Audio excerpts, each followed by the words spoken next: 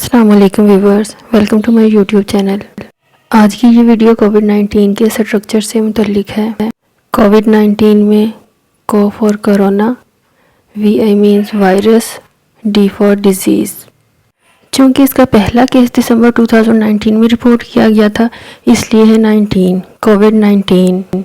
ये spherical structure होता है और इसका डायमीटर 120 नैनोमीटर होता है।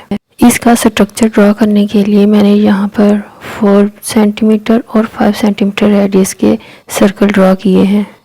इसकी सरफेस पर मल्टीपल ग्लाइकोप्रोटीन्स पाए जाते हैं। वो सब प्रोटीन अब इसकी सरफेस पर 1 बाय 1 ड्रॉ करेंगे। सबसे पहले मैं स्पाइक ग्लाइकोप्रोटीन ड्रॉ कर रही हूँ रेड कलर में।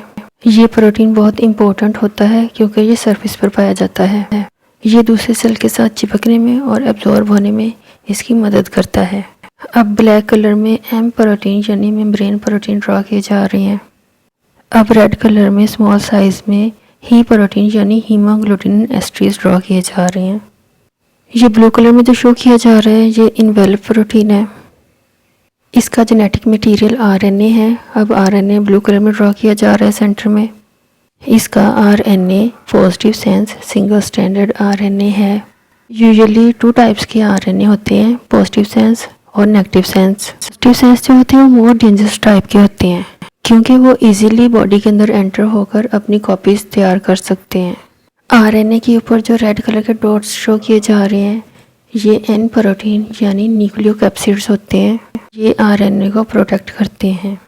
अब डायग्राम को लेबल कर लेते हैं। डायग्राम लेबल हो चुकी है। आई होप आपको ये वीडियो इन्फॉर्मेटिव लगी होगी। अल्लाह ताला मुझे और आपको दूसरों के लिए आसानियाँ पैदा करने वाला बनाए, आमीन।